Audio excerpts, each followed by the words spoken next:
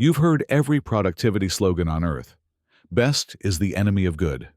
Done is better than perfect. Just start. Great quotes. Until you actually try taking action without thinking too much. Because when you do, it doesn't feel brave. It feels wrong, dishonest, reckless. Like you're voluntarily stepping into a mistake you already saw coming. And when that impulsive move blows up, as it usually does, you double down on your belief. Never again. Thinking first was the right call. If that's you, welcome. You're not lazy. You're not broken. You're dealing with something else. The paralysis that only overthinkers mistake for wisdom. Let's break this down. And here's the twist. By the end of this video, I'm not going to tell you to take action. In fact, I might convince you why not acting is sometimes the smarter move. Stay with me. Here's where the trouble starts. Someone asks you to just pick the first option, but your brain isn't built like that. It immediately sees 3 valid answers, 2 conditional answers, and 3 better options that should have existed if the question was written properly. That's not showing off. That's just how your mind operates. But too many options often means no option. Every decision branches into 5 more. Every idea multiplies. So you become selective. If I follow every idea I have, I'll end up with 10 million unfinished projects. And sometimes, this selectiveness produces brilliant outcomes. Sometimes, it produces nothing but self-preservation.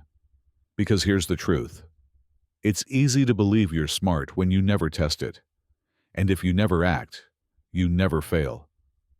If you never fail, the smart person identity stays intact.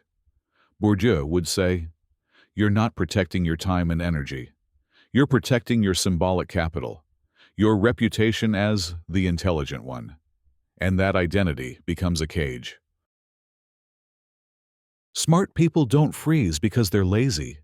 They freeze because they can't stop asking, why? Why now? What if this reason isn't good enough? What if the consequences hit harder than expected? Dostoevsky basically built literature on this kind of mind. People who think themselves into corners until action feels almost unethical. Every reason demands another justification. Every justification collapses into another question. Every question opens 10 new doubts. It becomes a hall of mirrors. But the existentialists figured this out long ago. There is no airtight reason to act. At some point, you invent meaning. You don't discover it. It can be simple. I will take care of my family. I want a life I'm not embarrassed by. I want to build something that outlasts me. If it moves you, it's valid. Stop interrogating it to death. Another problem.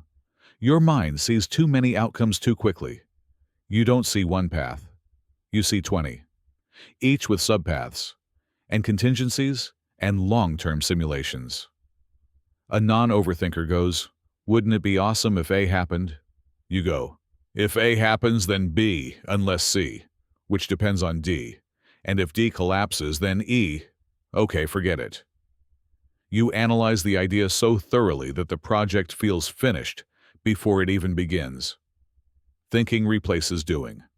Overthinking replaces progress. And boredom replaces excitement. Because when you simulate every possible future, the present loses its spark. If this is hitting home, if you're finally seeing your own patterns explained in a way that makes sense, then do the obvious thing. Like the video, subscribe our channel, and share it with the one overthinker who needs this more than you. All right, back to it. You've seen this.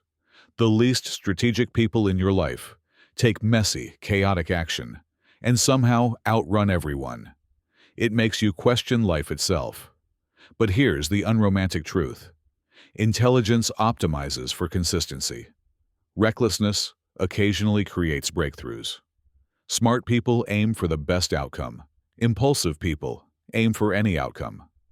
And sometimes, one reckless attempt outperforms 100 hours of careful thinking. Meanwhile, your perfect strategy often produces mid-level outcomes because your brilliant plan never left the page. This is where the gurus show up with predictable advice. Make your goals public. Do it for 10 minutes. Reduce friction. Accountability. Cold showers. Wake up at 5 a.m. You already know this, some of it helps. But none of it addresses the real root. Your hesitation isn't always fear. Sometimes it's intelligence misfiring. And there isn't a morning routine on earth that can fix the complexity of your mind. Here's the part no one talks about. Maybe you're not stuck. Maybe you're outgrowing an outdated definition of being intelligent. Maybe you're questioning assumptions others never even notice. Maybe you're not avoiding action. You're avoiding meaningless action. And yes, sometimes that is wisdom, not cowardice. But you still need to face the hardest truth. Being smart guarantees nothing. Thinking beautifully is not the same as living meaningfully. At some point, you need a direction. Not the perfect one. Just one that's yours, without 10 layers of justification behind it. 1. Being smart doesn't excuse staying untested. If you never act, you'll never know if you're brilliant, or just a talented overthinker too. Fear of failure is sometimes bigger than regret, and that's human. If your whole identity is built around being intelligent, failure feels like identity death. Some people genuinely aren't ready for that. 3. Not all action is productivity. Before asking, "Why am I not acting?" ask, "Does this even deserve action?" Some progress is invisible. Some breakthroughs come from recklessness. Both paths have costs. 4. You don't need the perfect reason. You need a reason that feels real to you. Meaning isn't found. It's chosen. Maybe the point isn't to fix your overthinking. Maybe the point is to act just enough to disturb the myth you built about yourself, and finally see what's real.